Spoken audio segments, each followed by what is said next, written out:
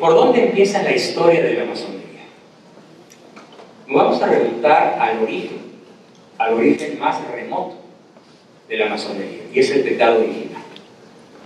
Ahí empieza nuestro drama, y ahí empieza propiamente la visión masónica de la historia. ¿Por qué? La serpiente es simbólica, ¿no? Desde luego no imaginarse literalmente una serpiente. Es el símbolo de Satanás, de Lucifer, de Luzbel. Dijo a la mujer: no es cierto que morirán, es que Dios sabe muy bien que el día en que coman de él, de lo prohibido, intentar destronar a Dios, se les abrirán a ustedes los ojos, entonces ustedes serán como Dios y conocerán lo que es bueno y lo que no lo es. Entonces, en realidad, ¿en qué consiste el pecado de Eva y Adán? En ese orden. La primera que peca es Eva, y después ella invita a pecar a Adán. ¿En qué consiste el pecado de Eva? Literalmente consiste, como algunas sectas protestantes lo creen, en comerse una manzana, en darle una mordida a un fruto. Evidentemente no ese es el pecado de Eva. El pecado de Eva es la intención formal de ser Dios. Ahora, ¿cómo se traduce eso a lo largo de la historia? Voy a poner ejemplos reales de estos momentos. Por ejemplo, existe en México en estos momentos, contestando un poco a la pregunta del padre,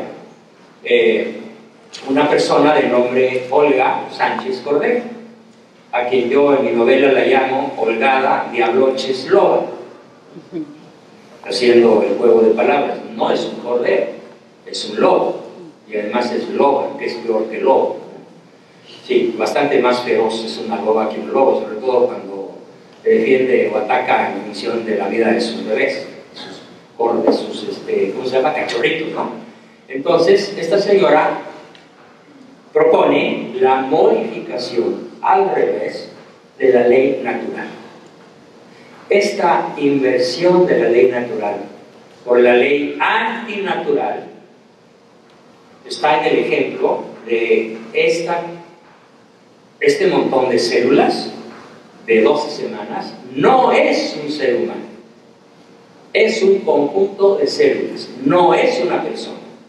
Por lo tanto, el Estado mexicano, recuerden, yo lo llamo Estado azteca, tiene derecho a suprimir su vida para que la chica, la mujer que engendró, que concibió este bebé, no vea truncada su carrera, echado a perder su hermoso cuerpecito, de 90 a 60 revienta, para que pueda continuar con sus estudios, para que pueda ser libre, para que pueda, como dice el libro de un tal Marcelo Ebrard,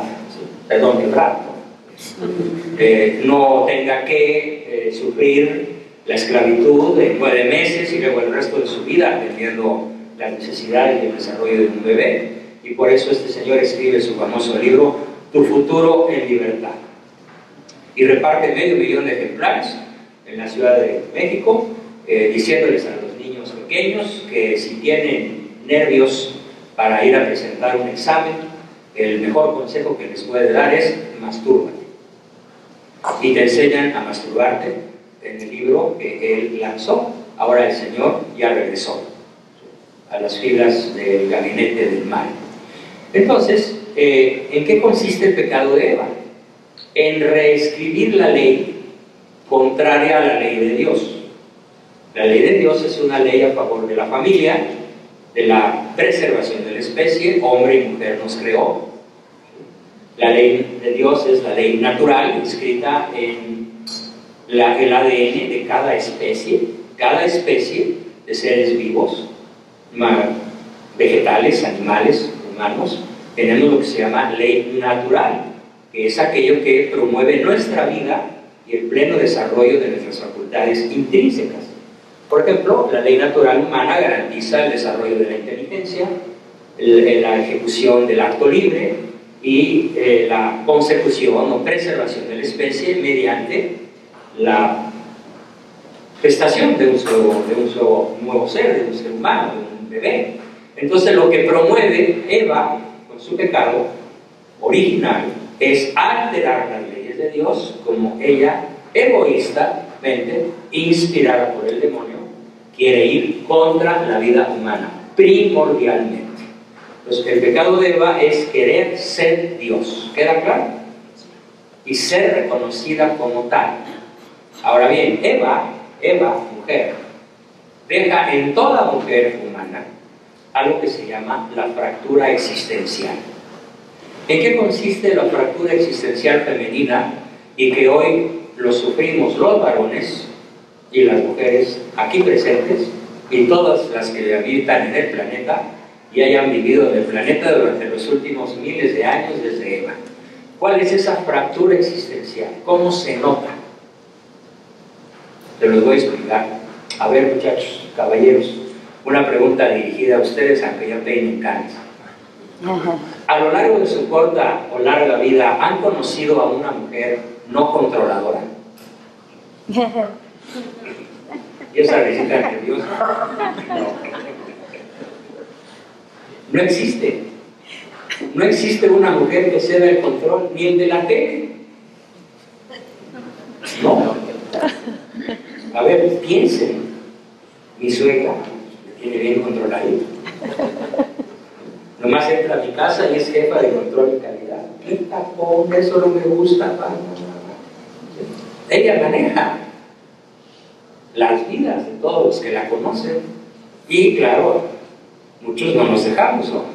Yo desde que conocí a mi suegra le avisé que no iba a tener el control, pero de alguna manera se las ingenió para seguirlo teniendo.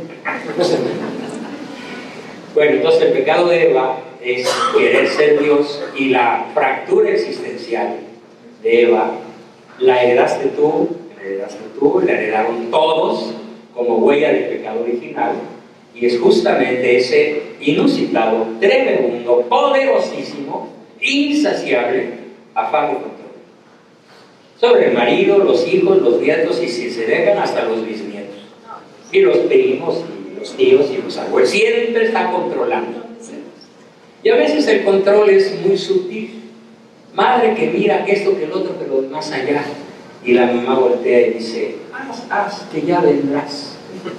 Ya no controla. O por ejemplo, sí, acuérdate, hijo, los hijos y los maridos por sus hechos son queridos. Nada más saquen todas las maldiciones que lanzó Sara García en las películas del cine nacional. Esa es la mujer controladora, la peor posible. Si yo tuviera el poder suficiente, todas esas películas las enlataba y les pondría FCPI, fuera de clasificación por inmorales. Sí, porque han corrompido a la sociedad con multitud de consignas. Por ejemplo, una de las peores consignas es esa: los hijos y los maridos por sus hechos son queridos. A ver, ¿qué podemos hacer en defensa de la familia contra esta intrusión masónica en el seno de la familia? Porque es una consigna masónica. No ames a tu hijo si se porta mal. A ver, señoras mamás, una pregunta honesta, mente contestada. ¿Quién de ustedes no se enoja con sus hijos cuando se portan mal? Todas se portan, todas retiran el afecto a sus hijos cuando sus hijos se portan mal. Pues es una orden del demonio. Porque ¿cuándo es cuando Dios más ama a la humanidad? Cuando más mal nos portamos. Recién caídos en pecado es cuando Él ofrece su Redentor, ofrece a su Hijo, cuando peor estábamos. Dios no ofrece un Redentor cuando ya estábamos arrepentidos. Dios ofrece a Cristo en sacrificio por nuestra salvación cuando estamos caídos en pecado. Entonces podría decir un niño humano: mamá, ámame cuando peor me porte, porque es cuando más te necesito.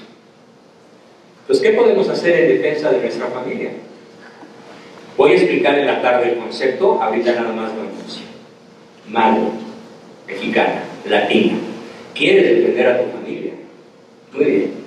Empieza por formar un vínculo irrompible, un vínculo indescifrable, un vínculo que no se pueda romper. Y eso solamente se hace cuando amas a tu hijo porque existe, no porque se porte bien. ¿Está claro? Aplicar restricciones. En la tarde las explico. Pero por ahorita, si quieren salvar a su familia del embate masónico y luciferino, ámenlos porque son, no por cómo son. Y la forma de amar a un hijo es incondicional, es permanente, es continua, es incansable, es habitual, es mañana, tarde, moda y noche, es siempre, y no es a mi manera, es a la manera del hijo, como él lo necesita, como él lo requiere, en su clave de acceso afectiva. La gran tragedia es que la madre mexicana, la madre latina y de todas las latitudes del globo ha sido entrenada para retirar el afecto a sus hijos cuando estos se portan mal. Es lo más absurdo que podemos hacer. Bueno, esto es nada más una pequeña advertencia de un tema que vamos a ver por la tarde. La defensa de la familia empieza por la formación de un vínculo afectivo indestructible. Y ese vínculo indestructible se forma con lo que se llama la fórmula nutricional básica. Fórmula nutricional básica que está amplísimamente explicada en este libro de Solo quien se siente amado puede ser educado.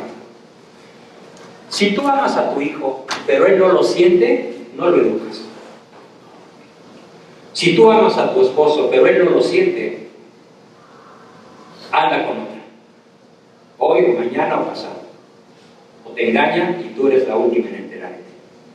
A los hijos no se les educa con el ejemplo. A los hijos no se les educa con leyes, órdenes, consejos, cuerazos, manazos, golpes, humillaciones, patadas y castigos. A los hijos se les educa con lo que se llama fórmula nutricional básica, CTR. ¿Quieren saber qué es CTR? Vengan de la cara. Ahorita no lo digo. Y estoy seguro que nadie en este grupo, a menos que ya sea alumno mío desde hace más de un año, sabe qué es CTR y la forma de aplicarlo. La forma de aplicar. Porque si no se aplica de cierta forma, pues no funciona. Es como si tienes la loción de Maevans en el botiquín de tu baño, pero si no te la pones, pues no funciona. El pelo es detenido por el suelo, ¿no? Es una loción contra la calvicie. Entonces, vamos a ver. ¿Y cuál es el pecado de Adán? ¿Cuál es el pecado de Adán? No es, ay, pues sí, a ver, Eva, préstame la manzana. Crunch, ay, qué rica está. Por favor, no seamos infantiles. ¿Cuál es el pecado de Adán? Ahí no lo digo a propósito. Sí, Adán peca por lujuria. ¿Esto qué significa? Que pensándola bien, dijo él, lo que es que el próximo invierno no quiero pasarlo con los pies fríos. Hablando en mexicano. Entonces el pecado de Adán es preferir a Eva que a Dios. Prefiere a la criatura que al creador. Claro, mis maestros de teología cuando era niño, comenzando por mi papá, me pintaron una Eva que yo dije, no, pues yo también me hubiera ido con ella. Imagínensela, por favor, medidas perfectas, estatura ideal, no celulitis, no arrugas, pelo rizado, negro, ojos verdes. Dejaría en calidad de chimpancé a Angelina Jolie. Sí, seguro, ¿vale? Si ponemos a Eva con Angelina, no, vaca, este es un chimpancé feo. Y esta es Eva, la madre de la humanidad. Así que el pecado de Adán fue en gran medida influenciado por su sentido de la estética. Como a Dios no lo veía físicamente, aunque hablaba con él, no lo veía, y a Eva pues sí la veía. Entonces la lujuria pues entró, yo creo que por el olfato, porque debe haber olido muy rico, ¿no? Por el tacto, por el gusto, debe haberla besado, y por la vista. Entonces todo él se volvió 80 kilos de lujuria. Y va, Prefiero a la chamaca que a su creador. Ese es el pecado de Adán. Entonces ahora va la pregunta para las damas. ¿Alguna de ustedes tiene la suerte de tener un marido absoluta y certificadamente fiel? Levante la mano. Una. No, pero se lo levantó su marido, no se vale. No, yo quiero ver que la mujer levante la mano y diga: mi marido me es fiel desde el noviazgo. A ver, ¿dónde está esa mujer que diga eso? Pues no. Entonces, ¿cuál es la huella del pecado original? ¿Cuál es la fractura del pecado original en el varón? La lujuria. El más bien portadito se llama mirón. Y échase sus tacos de ojo, ¿no? Sus rebanaditas. Y cuando la señora le dice: ¿qué le ves? ¿Qué le ves? Ay, mi amor, nada. Son tus nervios. No, sí, que crees que no vi la chamaca esa que pasó toda contoneándose. No, mi amor, te juro que no la vi. Pero se las ingenia después para una escapadita, pedir el celular o el correo o el WhatsApp. Y empieza el amor de 5 a 7, soy lo prohibido. Como decía Víctor Iturbe en Pirulí. Entonces, esa es la fractura de Adán. Y es un drama. Pues, ¿dónde está el principal adversario? El principal adversario no es la masonería. El principal adversario es tu soberbia, mujer, tu afán de control. Y tu principal enemigo, varón, es la lujuria. Y claro, sabiendo esto muy bien Satanás y conociendo muy bien nuestras debilidades, pues crea una subcultura de la muerte en donde la mujer pueda ser la reina de su entorno, valiéndose de todas las mañas y artimañas habidas y por haber, ¿sí? Y que el varón sea tentado por todos los medios habidos y por haber, para que finalmente ceda al pecado de la lujuria. Por eso yo digo que la imagen de la fiera está instalada en nuestros hogares. Nomás enciendan sus pantallas. Y la imagen de la fiera está al alcance de nuestros niños, a 30 centímetros de distancia. Bien, ¿quedó claro? ¿Alguna pregunta? Pregunta, hermano. Y más por el lugar en el que estamos, María, Madre de Cristo, no tuvo ese pecado en su sin ser. pecado original concebido. Ella no. Por eso ella no solo no tiene afán de control, sino que dice: fíate, según tu palabra, hágase en mí según tu palabra. La humildad principal de María es la humildad. Y el vicio principal de Eva es la soberbia. O sea, son la madre humana y la madre celestial antípodas, radicalmente opositoras desde el punto de vista psicológico. La humildad de María y la soberbia de Eva. Entonces, mientras más nos parezcamos, mujeres, a María, más garantizamos nuestra propia salvación y de las personas que amamos. No es la mujer controladora la que va a lograr salvar a su familia. Es la mujer que ama incondicionalmente, la que devuelve bien o mal, la que perdona de modo habitual. Es Santa Rita de Casia, es María, es Catalina de Siena, es Isabel de Hungría, es Isabel de España, es Juana de Arco, es todas esas maravillosas, extraordinarias mujeres que voy a tener antes que nadie cuando llegue por allá, si es que lo logro, espero que sí. A la primerita que voy a saludar es a Santa Juana de Arco, ya les platicaré por qué. Obviamente lo opuesto a la mujer controladora es la mujer que da su vida por liberar toda una nación como Francia del yugo inglés, bestial, brutal y casi caníbal. Bien, quedó claro lo que es el pecado original. Ahí empieza propiamente lo que hoy conocemos con el nombre de masonería, y vamos a ver por qué. ¿Cuál es la promesa de Dios al pueblo elegido? La promesa de Dios al pueblo elegido es: esta será mi alianza contigo. Tú serás el padre de una multitud de naciones, y ya no te llamarás más Abraham, En adelante tu nombre será Abraham, para indicar que yo te he constituido en padre de una multitud de naciones. Te haré extraordinariamente fecundo. De ti suscitaré naciones, y de ti nacerán reyes. Estableceré mi alianza contigo y con tu descendencia a través de las generaciones. Mi alianza será una alianza eterna, y así yo seré tu Dios y el de tus descendientes. Yo te daré posesión perpetua, a ti y a tus descendientes, toda la tierra de Canaán, esa tierra donde ahora resides como extranjero, y yo seré tu Dios. Aquí tenemos el primer problema de interpretación bíblica. ¿Cómo creen que se interpretó este pasaje? Hubo dos interpretaciones. La interpretación objetiva, cristocéntrica, y la interpretación subjetiva, antropocéntrica. Cristocéntrica quiere decir centrada en Cristo, como Rey del universo. Y antropocéntrica quiere decir centrada en mi persona. Antropocéntrica, antropos, hombre, céntrico, centrada en mí.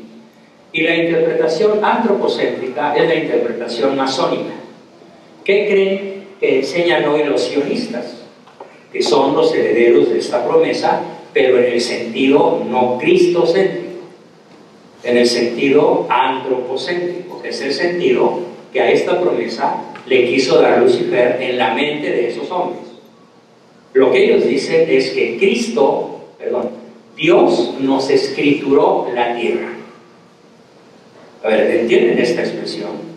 ¿Qué es la tierra? El globo terráqueo. ¿A quién se la escrituró? A nosotros.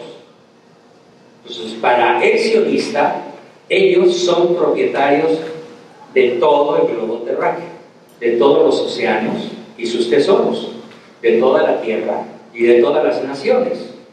Por eso hay un gobierno mundial. Por esa razón, en la estrella de David, que está ahí estilizada, esa figura de 6 picos que encierra un globo terráqueo, y alcanzan a ver que en el lado derecho superior del globo terráqueo está el ojo de una serpiente. ¿Sí lo ven? Bueno, pues ese es el símbolo de lo que voy a explicar a continuación. Es la visión sionista de la historia. Toda la tierra es propiedad de ellos. Por eso en el Deuteronomio hay un versículo que dice, el Deuteronomio es uno de los libros del Antiguo Testamento, y ellos, fieles a esa idea de la propiedad heredada por Dios Padre a su raza, al pueblo judío, pero dentro del pueblo judío, no a todos los judíos, sino a solamente a aquellos que se llaman judíos sionistas, que son los que creen que Dios les escrituró el globo terráqueo. ¿Entienden la palabra escriturar? Los que tienen casa propia lo entienden mejor. Tienes las escrituras de tu casa, pues es que ya no debes un centavo, ya acabaste de pagarle al banco. Ya tu casa es tuya y la ley lo reconoce, el Estado lo reconoce. Pues ellos dicen que Dios les escrituró la tierra. Y por eso la estrella de David significa 7 cosas que vamos a explicar a continuación. El pico superior, este pico, el de mero arriba, significa gobierno mundial. ¿Cuál es el ámbito de influencia del gobierno mundial? Todas las naciones de la Tierra, de polo norte a polo sur, y toda la circunferencia del Ecuador. Y todos los países de la Tierra son de su propiedad, y de hecho ya lo son, porque el 98% de la riqueza virtual, que ya es riqueza que está en las tripas de las computadoras, en las tripas de los grandes servidores cuánticos, de las computadoras supermodernas, son supercomputadoras, el dinero está ahí, no es un dinero físico. Claro, también tienen el oro, y tienen el petróleo, y tienen los diamantes, y tienen los ejércitos, y tienen la banca, y tienen la fábrica de billetes. La fábrica de billetes en este país se llama Reserva Federal, y no es federal, es propiedad privada. A ver, repito, la Reserva Federal, la que imprime los billetes de dólar, no es federal, es de Rockefeller, es de propiedad privada de este señor. ¿Quién sabía eso? Entonces, Rothschild imprime billetes para el gobierno federal norteamericano y se los vende. Entonces, el gobierno norteamericano le debe a la Reserva Federal todo el dinero que hay en circulación. Entonces, ¿de quién es este territorio norteamericano? Físicamente, ¿quién lo tiene escriturado? Pues la banca sionista. A ver, como que pone cara de Juan. Entérense, esta es la verdad. Si ustedes creen que Trump tiene propiedad de algo, el Señor no tiene nada. Nada. Él no es propietario de lo que dice tener. Él obedece a sus amos.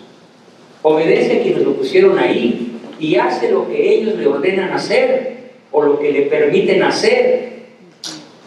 Y ahorita le han permitido hacer algunas cosas a favor de la vida. Pero ¿cómo es posible que al mismo tiempo que hace eso, separe a las familias? Entonces, nadie posee nada. Realmente, ellos poseen la tierra.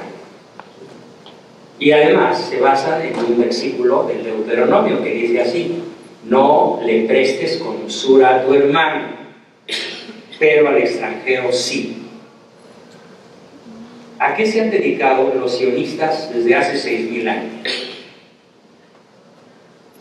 ¿A qué? A la usura, a prestar con usura. Para ellos, para los sionistas usureros, ¿quiénes son los extranjeros?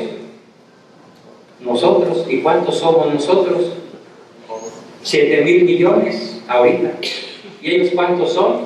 11 familias. Pongan tú que sean 300 personas, cuando mucho. Ellos son los que tienen escriturada la tierra. Y parece que nadie lo sabía.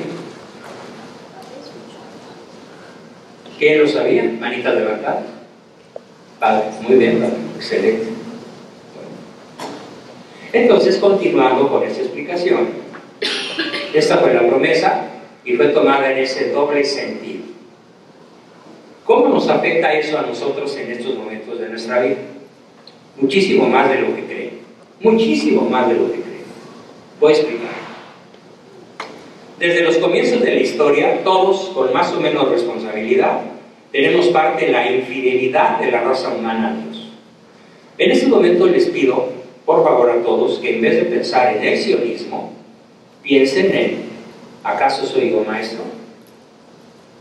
¿Qué estoy haciendo yo en contra de Cristo?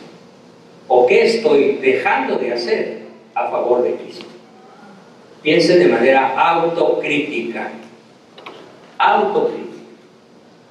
No piensen en el otro. No piensen en el adversario externo.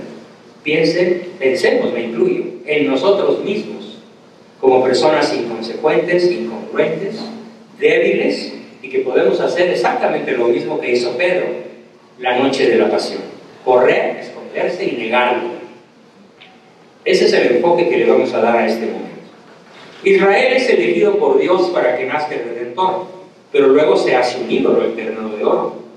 Moisés, el mismo Moisés, duda de Dios y le falla. David llega a ser homicida y adúltero. El santo rey David, el que llega a ser después el santo rey David, un día ve a Betsabé, una hermosísima muchacha que se está bañando desnuda. Él la ve desde el palacio, en la lejanía, averigua de quién es esa mujer. Es del general Urias. Muy estratégicamente lo manda al principal y más terrible y peligroso sitio de combate, donde el enemigo invasor. Urias muere y él se queda con la muchacha. Pues eso es adulterio y asesinato. Así es como fallamos muchas veces nosotros. ¿Qué hemos hecho? El adversario más importante no está afuera. No es la banca, no es el narco. Soy yo. Hay una analogía en una película que a la que voy a hacer referencia en este momento, y me refiero a la película 4, a la primera que se estrenó, de la famosa Guerra de las Galaxias. En esa película sale un hombrecito verde, chaparrito, que se llama el Yoda. Y en esa pelea, ese Yoda entrena a el caballero Skywalker como luchador, como Jedi. Está a favor de las 7 virtudes: la humildad, la diligencia, la generosidad, todo lo que son la parte que ellos llaman el lado claro de la fuerza. Y lo entrena, y cuando ya el caballero Yoda, el señor Yoda, el entrenador, considera que el guerrero está suficientemente entrenado, lo pone a pelear con el mal, que se llama Darth Vader. Y pelean y finalmente el bueno gana.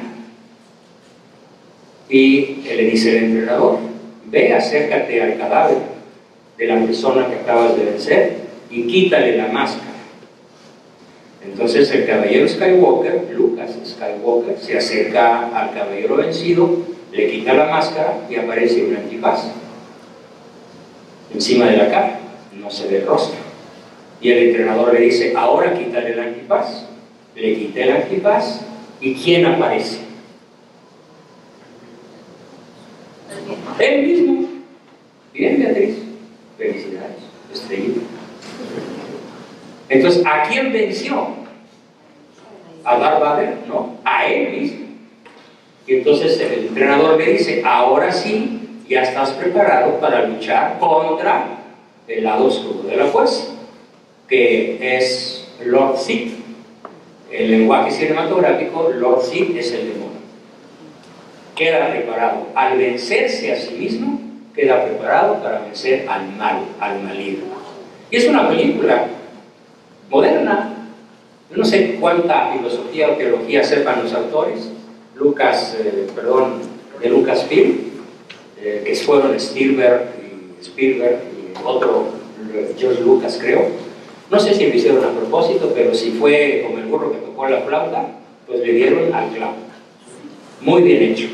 El adversario no está afuera de mí. El adversario soy yo. Por mi ignorancia, por mi ambivalencia, por mi debilidad, por mis gustos chuecos, por mis hechos de irresponsabilidad, de inconsciencia, por mi falta de la cultura del esfuerzo, por no hacer el máximo bien posible en la vida cotidiana, por ceder terreno ante el adversario, por hacer acuerdos en lo oscurito con él, y por tantas cosas en las que fallamos nosotros todos los días. Pues el enfoque de esta sesión, más que pensar en el adversario externo, al que vamos a conocer bien, porque ese adversario externo logra meterse en nuestro interior y engañarnos. Pero entonces el adversario interior soy yo mismo cuando ya se dejó engañar. Ojo, ¿por qué nos dejamos engañar con tanta facilidad? Ayer una persona a quien no voy a mencionar, pero ella va a saber que me estoy refiriendo a ella, voy a voltear al techo para que no la logren identificar, me dijo, es que a mí no me gusta leer. Bueno, entonces tú eres tu principal adversario, porque tu principal adversario se llama ignorancia. Así que tú, si quieres ser católica, no me vengas con el cuento de que no te gusta leer, porque eso se llama traición. Porque estás colocada en una franja de la incultura que se llama ignorancia invencible culpable. No sabe que no sabe de modo culpable. ¿Por qué es culpable? Porque pudiendo leer, pudiendo estudiar, no quiere hacerlo, porque le da flojera. A lo mejor prefiere dormir, o ver televisión, o arreglar la casa, o ir de compras, o no hacer nada. Y si no se entera de las cosas que va a hacer su adversario externo, mundo, demonio y carne, para meterla a su corral, si no se da cuenta de eso es porque no está informada, ni formada. Y si no está informada y formada, ¿de dónde o a quién le va a echar la culpa? ¿Quién es el culpable de su estado de indefensión frente al adversario? Y sobre todo cuando, por ejemplo, si tiene hijos adolescentes, ¿cómo se las va a ingeniar? No para que sus hijos vayan a misa, sino para hacer que ellos quieran ir a misa. El reto no es que los niños vayan a misa, el reto es que ellos quieran ir, sobre todo cuando ya tienen capacidad ejecutiva, cuando ya pueden decir, ay no mamá, hoy no voy, hoy no se me da la gana, hoy no me nace ir, y la mamá se va solita. Y el niño va rompiendo los vínculos con la iglesia, va rompiendo los vínculos con Cristo, porque la mamá, como no se prepara, como no lee, como no estudia, como no se esfuerza, no tiene argumentos para hacer que sus hijos quieran ir con entusiasmo a algo que no se va por obligación. La primera corrección que le hizo mi papá a un cura que me dijo, es que es obligación ir a misa todos los domingos. Y mi padre dijo, stop, alto, no es una obligación de Juan. Legalmente lo es, pero ante todo es un acto de gratitud. Y si él no va a misa, es porque es un niño ingrato, que no sabe o es un niño ignorante. Y entonces me dijo, yo tenía 6 años y medio, a ver, dile al señor cura, ¿qué es la misa? Y yo les pregunto, ¿qué es la misa? Claro, el padre no se vale que conteste. Acción de gracia. No. El sacrificio de Jesús. La muerte y la resurrección. Si te diera una calificación te pondría 5, porque le diste la mitad. A ver, ¿qué es la misa? ¿Realmente? ¿Tener un acercamiento con el Señor? No, 0.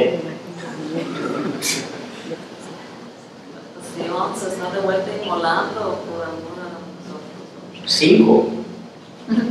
Y eres la mejor calificada. Es la repetición incruenta del sacrificio del Calvario. Cristo vuelve a morir en cada misa y vuelve a resucitar en cada misa. Ya vuelve a morir por ti, vuelve a morir por cada uno de nosotros. Y si el niño no lo sabe, ¿qué diablos va a querer ir a misa? Yo les pongo a los chamacos este ejemplo. A ver, chamaco, imagínate que tú agarraste el auto de tu papá, te pusiste una borrachera, tienes 14 años, te pasas un acto y matas 3 personas y te van a juzgar como adulto. Un juez en Arizona te juzga como adulto y estás detenido y se esperan a que cumplas 18 para dictar sentencia y puedes tener cadena perpetua. Y un día llega un señor que te dice, dame tus vestiduras. ¿Para qué? Tú dámelas, ponte las mías, salte. ¿Por qué? ¿Por qué me estás sacando de aquí si yo maté a 3 personas por borracho y por irresponsable? Y el Señor le va a decir, porque te amo, vete, y yo muero en tu lugar. Recuerda, ¿eso es Cristo? Eso es Cristo. Si no somos capaces de entender, de explicar a fondo lo que es la misa, ¿ustedes creen que los adolescentes van a querer ir con gusto, con entusiasmo? Convencer a un adolescente, sobre todo de los posmodernos actuales, de querer ir a misa por su propio pie, puede durar muchos meses de trabajo intelectual, y si la madre y el padre no están preparados para defender el punto, el adolescente se va a salir con la suya. Y tengo el dato de la diócesis de todo el estado de Arizona. El dato es que entre los 15 y los 30 años no van a misa. La diócesis no tiene registrados varones ni mujeres de esa edad en número suficiente. O sea, los menores van pues, de la mano de sus papás, y los mayores de 30 o ya regresaron o siempre han ido, pero la franja de jóvenes no van más del 15%. ¿A qué se debe? Justamente a la ignorancia de todo esto. No sé cómo esté California, pero a lo mejor muy parecido, o igual, o peor. ¿Cómo está México? Igualito. Las iglesias vacías. ¿Y cómo está Europa? Bueno, pues ahora las iglesias son antros, museos y centros de visita de turistas, y uno ve Notre Dame o el Sagrado Sacré-Cœur en París lleno, pero de turistas, no de fieles. Y muchas iglesias en países protestantes pues ya las vendieron, ya las clausuraron, ya son propiedad del Estado, ya las compró un banquero poderoso para hacerlas museos u hoteles, porque ya no se sostienen como iglesias, y mucho menos católicas. ¿Dónde fue el punto de quiebre? El punto de quiebre está en que la gente no se interesa en aprender. Está clavada en la imagen de la piedra, que hoy conocemos con el nombre de pantallas. Nada más enciende una pantalla. Tu celular, tu iPad, tu iPhone, tu laptop, tu computadora de mesa, tu televisión chiquita o grandota. Ahí está la imagen de la fiera, siempre, las 24 horas del día, para ser adorada y para convencernos de apartarnos de nuestra fe. ¿Estoy exagerando o es la realidad? La verdad. Es la verdad. Entonces, ¿qué tenemos que hacer en consecuencia? Pues apagar la tele, aprender a navegar, aprender a leer, en español, en inglés, en lo que sea, y sobre todo aprender a leer sustancialmente cosas que nos mantengan una fe inteligente, una fe ilustrada, una fe viva y capaz de defender apologéticamente, con una gran capacidad de defensa racional, las bases de nuestra fe. Recurro en estos momentos a Santo Tomás, que en la Suma Teológica dice: la vía regia para el conocimiento de Dios es la inteligencia, es la razón humana. Por esa razón, los ateos, que cada día son más numerosos y más ignorantes, no es que no crean en Dios, es que no lo conocen. Y si no lo conocen, es porque su familia no ha sido capaz de explicarles que el ente, el ser más accesible a la inteligencia humana es Dios.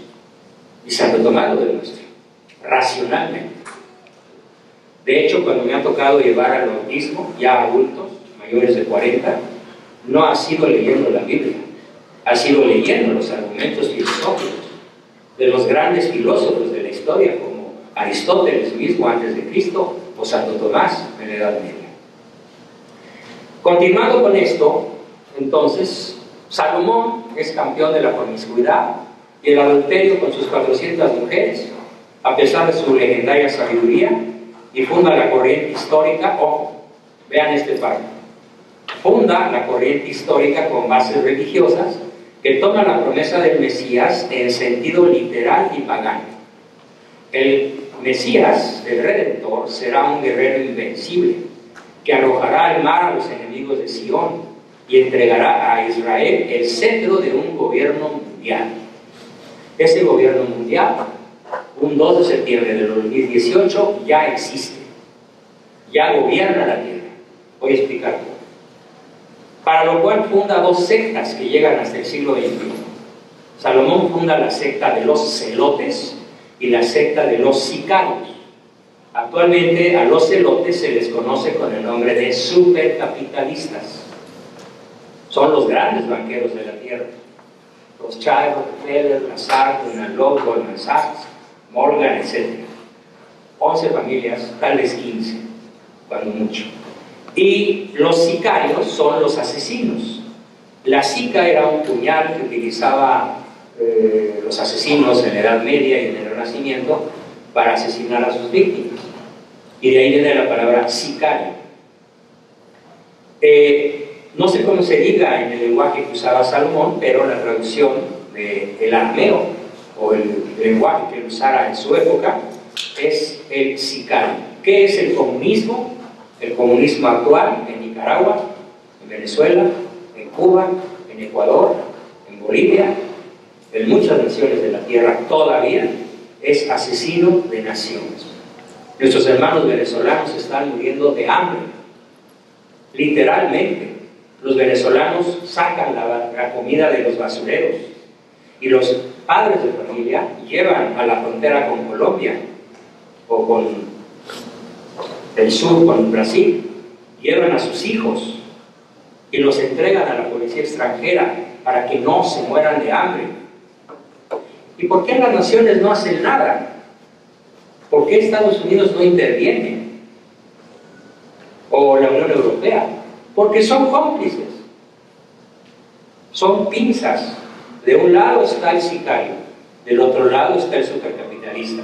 De un lado está el banquero y del otro lado está Nicolás Maduro. De un lado está el banquero y del otro lado estuvo Fidel Castro.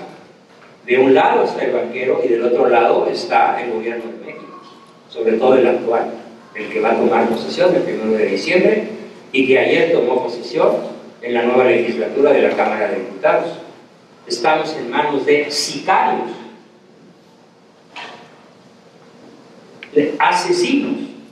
Pero ¿a quién quiere asesinar? ¿Al adulto? No, a los no natos, a los no nacidos, a los bebés en el vientre de su madre. Puedo afirmar sin temor a exagerar que hoy el sitio más inseguro en la Ciudad de México para un bebé no nacido es el vientre de su propia madre. Repito, el lugar más inseguro en la Ciudad de México y pronto en todo México para un bebé no nacido no es el metro, no es una esquina oscura a las 12 de la noche en algún barrio pobre. El lugar más inseguro para un bebé no nacido en la Ciudad de México hoy es el vientre de su propia madre. ¿Por qué? Porque el aborto ya es visto como enchilame otra. El aborto ya es visto como quitarse un piojo o como quitarse un tumor y tirarlo a la basura.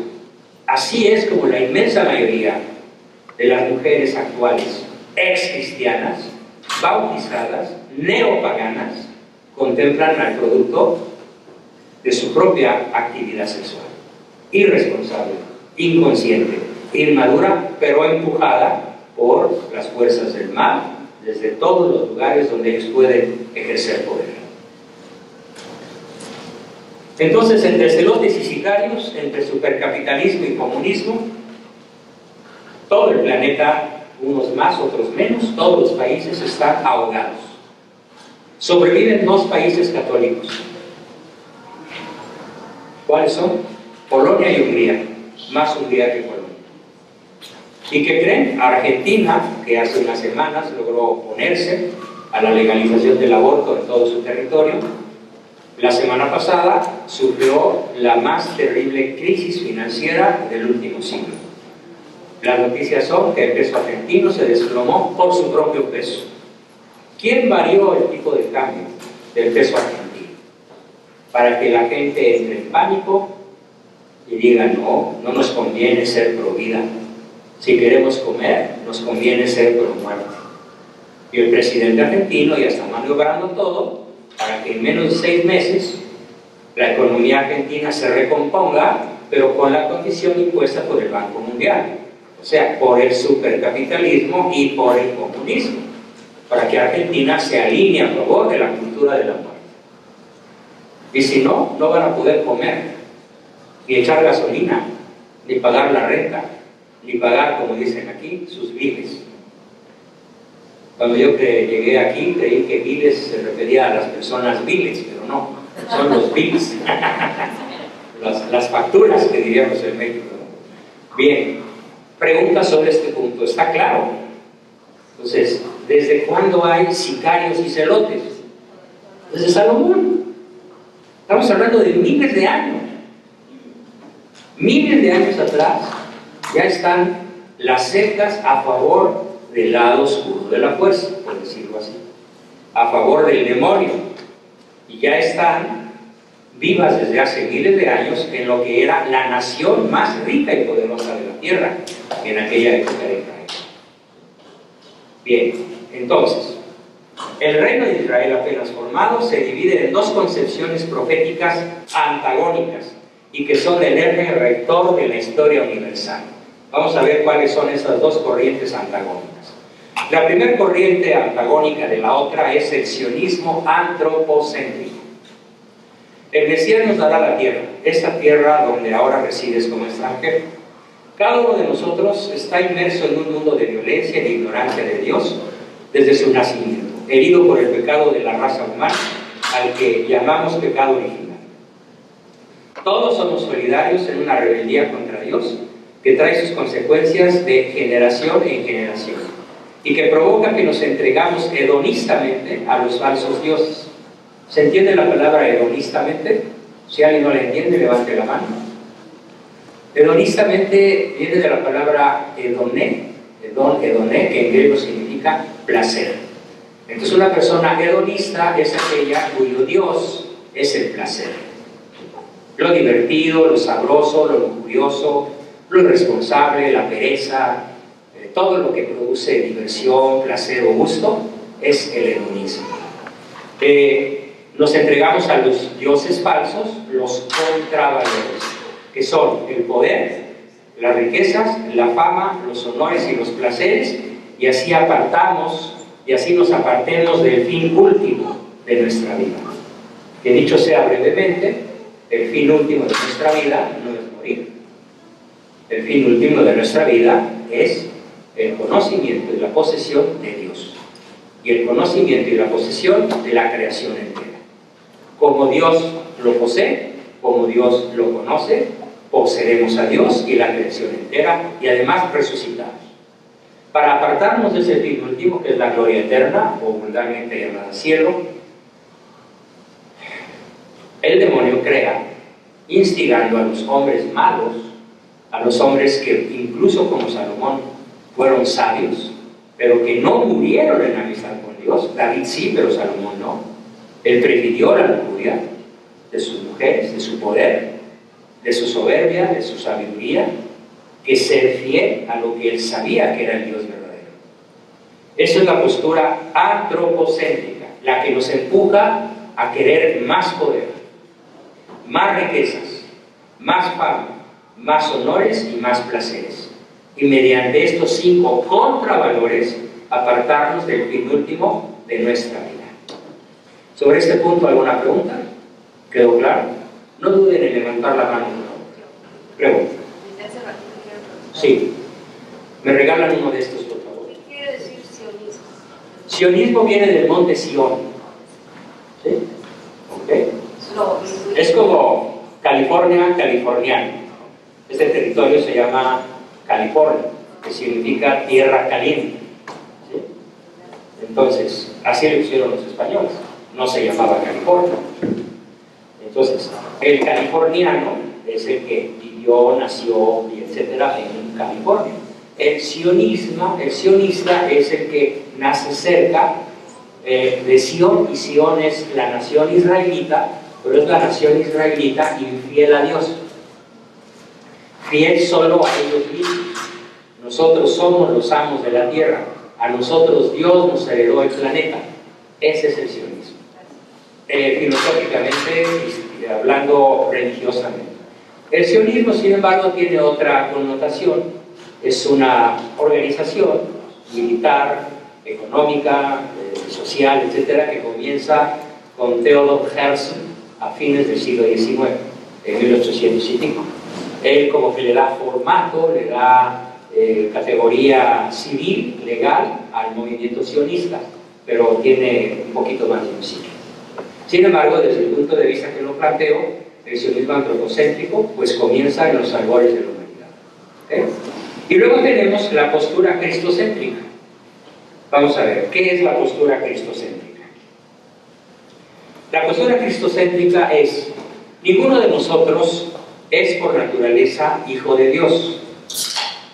Somos, antes del bautismo, de sangre, de agua o de deseo, que son las 3 formas de bautismo, es una criatura de Dios.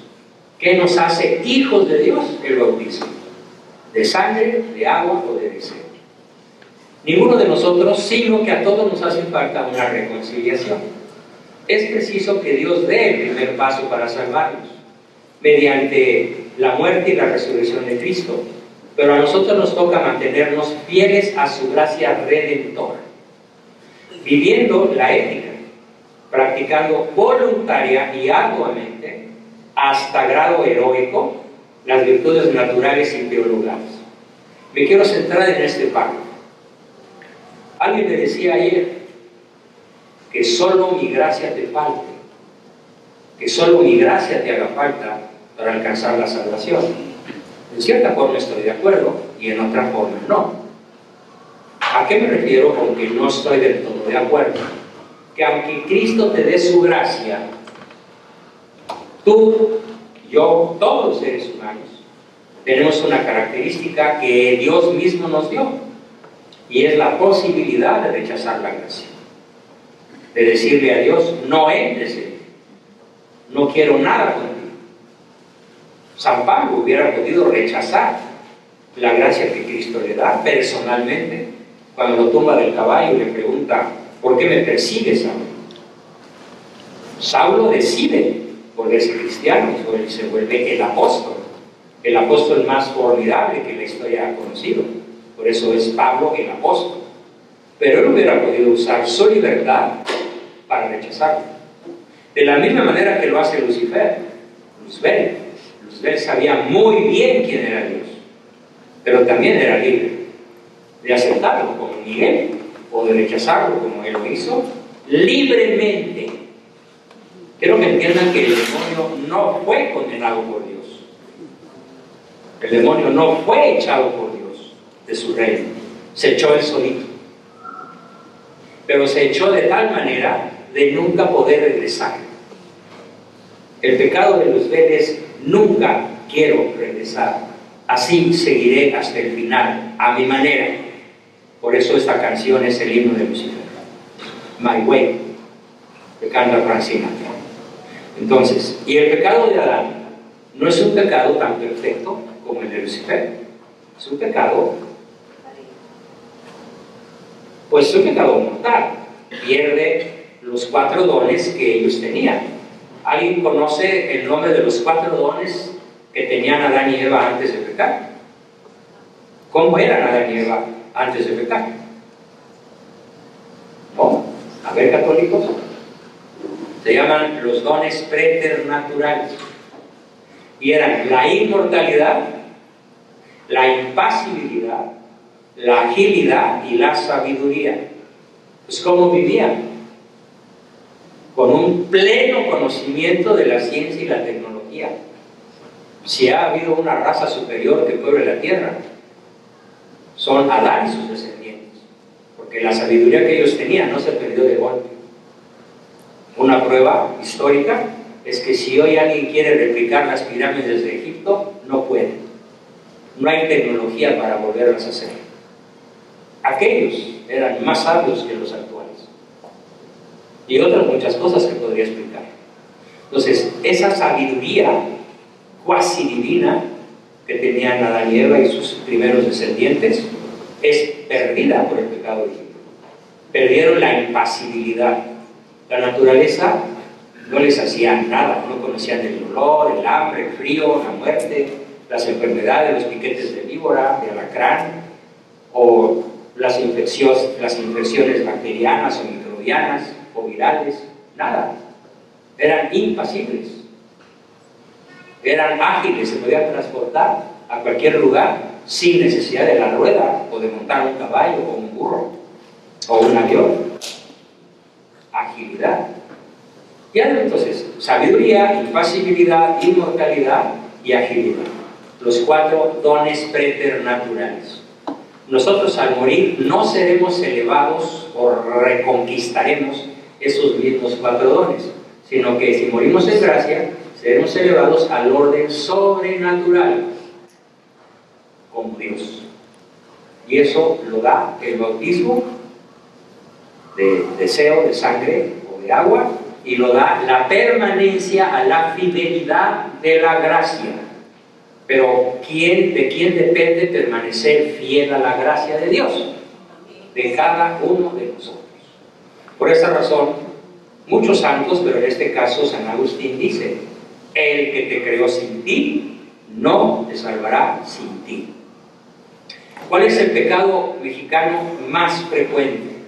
Como psicólogos y sociólogos se los digo.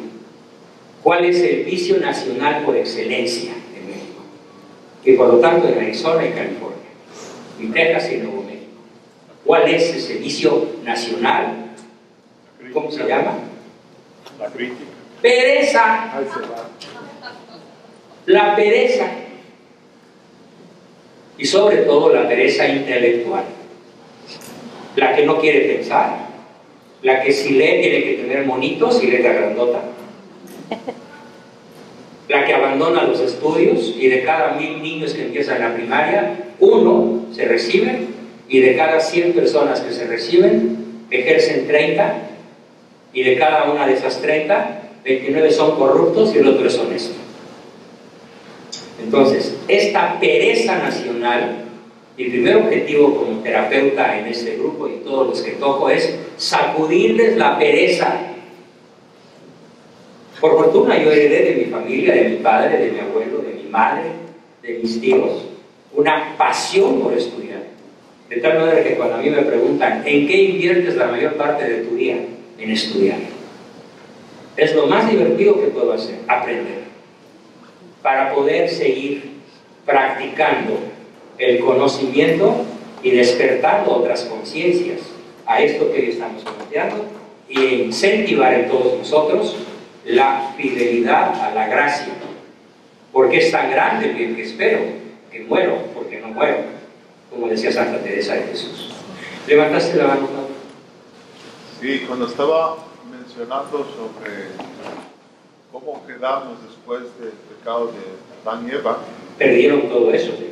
perdieron, pero que hoy en día la capacidad que nos quedó es del 5%. Sí, ridículo.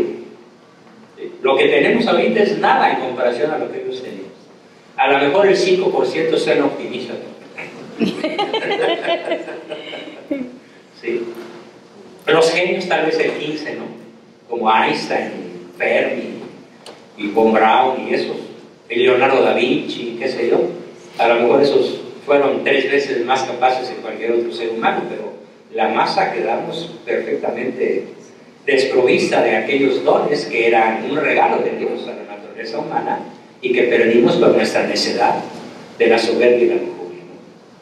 Bien, entonces continuando con esto, esta esperanza de una victoria definitiva sobre el mal que anima toda la historia se revela plenamente en el Evangelio de Jesús, y si queremos nos mantendrá despiertos en un mundo donde todo se concierta para enajenarnos o para doparnos, o sea, drogarnos, hasta el día en que la muerte tenga la última palabra. Bien, vamos, después de un breve receso de solo 14 minutos y 30 segundos, por favor. Yo en 15 minutos me siento y reanudo con los que estén, sean puntuales por favor. Vamos a un receso de 15 minutos para ver la gran respuesta a la gran pregunta: ¿y por qué está el mal en el mundo? Bien, continuamos. Vamos.